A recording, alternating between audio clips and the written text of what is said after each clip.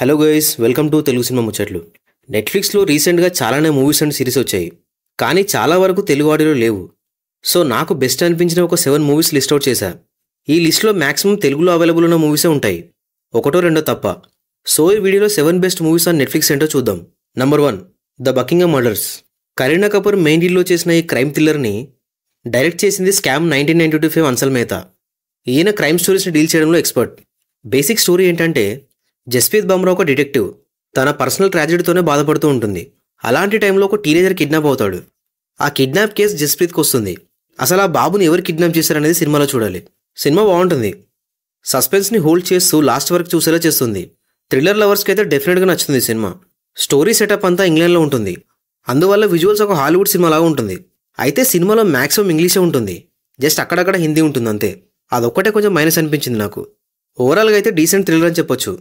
పెద్ద షాక్ ఇచ్చే ట్విస్ట్లు ఏముండవు, కానీ మనం ప్రెడిక్ట్ చేసినట్టయితే సినిమా ఉండదు.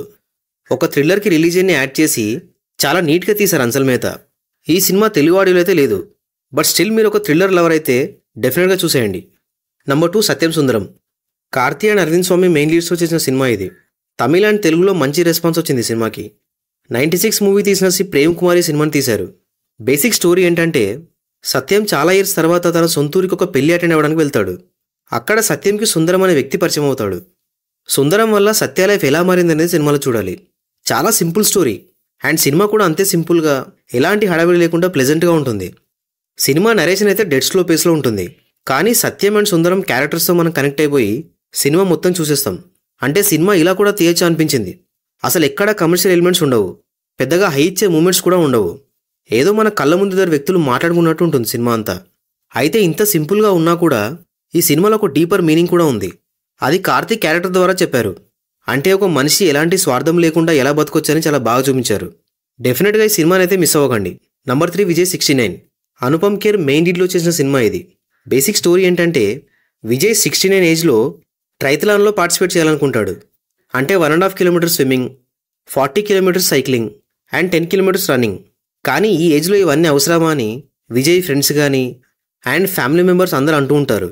కానీ అవేం పట్టించుకోకుండా తన డ్రీమ్ని అచీవ్ చేయాలని ఫిక్స్ అవుతాడు. మరి విజయ్కి ఆ ప్రాసెస్లో వచ్చిన ప్రాబ్లమ్స్ ఏంటి, తను అనుకున్నది సాధించడం లేదనే సినిమాలో చూడాలి.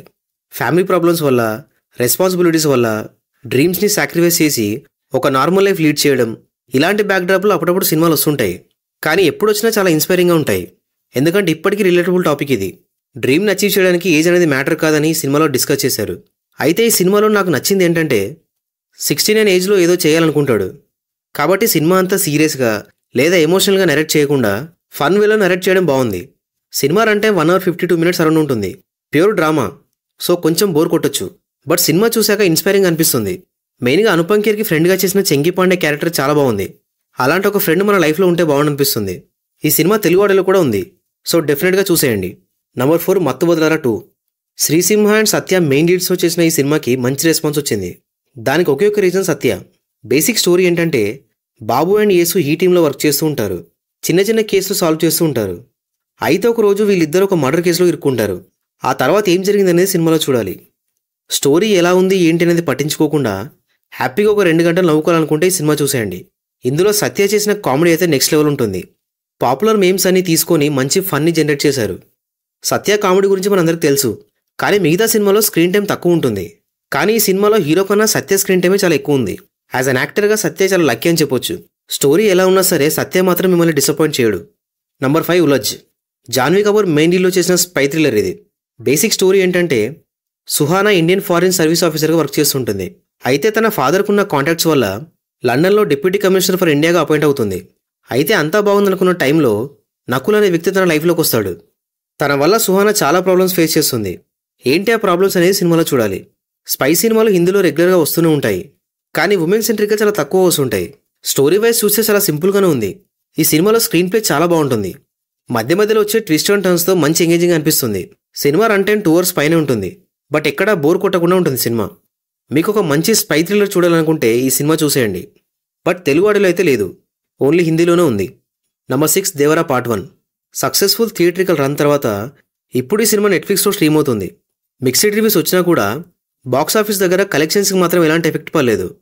బేసిక్ స్టోరీ ఏంటంటే, రత్నగిరి అనే కొండ మీద 4 ఊళ్ళుంటాయి. ఆ ఊళ్ళకి హెడ్ మన దేవర. దేవరతో పాటు బైరా అండ్ ఇంకా చాలామంది సముద్రం ద్వారా వచ్చే సరుకుని దొంగతనం చేస్తూ బతుకుతుంటారు. అయితే ఒకరోజు ఇలాంటి పనులొద్దని దేవర చెప్తాడు. అసలు ఆ సరుకు దొంగిలించమని దేవర అండ్ టీంకి ఎవరు చెప్తున్నారు? సడన్గా దేవర ఎందుకు ఆపేద్దామన్నాడు? ఆ తర్వాత ఏం జరిగిందనేది సినిమాలో చూడాలి. స్టోరీ అయితే చాలా సింపుల్గానే ఉంటుంది, కానీ సీ బ్యాక్డ్రాప్ వల్ల కొంచెం డిఫరెంట్గా అనిపిస్తుంది. విజువల్స్ అండ్ యాక్షన్ కూడా బాగుంటుంది సినిమాలో. సెకండ్ హాఫ్ కొంచెం డ్రాగ్ అనిపిస్తుంది, బట్ ఓవరాల్గా అయితే డీసెంట్ యాక్షన్ డ్రామా అని చెప్పొచ్చు. Number 7, the last children. ఇది రియల్ స్టోరీని బేస్ చేసుకుని తీసిన డాక్యుమెంటరీ మూవీ. కొలంబియన్ అమెజాన్ ఫారెస్ట్లో ఒక ప్లేన్ క్రాష్ అవుతుంది. ఆ ప్లేన్లో 4 పిల్లలు ఉంటారు. వాళ్ళని ఎలా రెస్క్యూ చేశారనేది స్టోరీ. 1.5 hour ఉంటుంది సినిమా, కానీ చాలా ఎంగేజింగ్గా ఉంటుంది. కొలంబియన్ ఆర్మీ రెస్క్యూ ఆపరేషన్ ఎలా జరిగిందనేది చాలా ఇంట్రెస్టింగ్గా ఉంటుంది. మధ్య మధ్యలో రియల్ పీపుల్ మాట్లాడుతుంటారు అండ్ రియల్ విజువల్స్ కూడా చూపించారు. మీకు కనుక ఒక ఇంట్రెస్టింగ్ డాక్యుమెంటరీ చూడాలనుకుంటే దీన్ని ట్రై చేయండి. డ్యూరేషన్ కూడా చాలా తక్కువే. సాడ్ పార్ట్ ఏంటంటే డాక్యుమెంటరీ తెలుగులో లేదు, హిందీ ఆడియోలో ఉంది. That's it guys.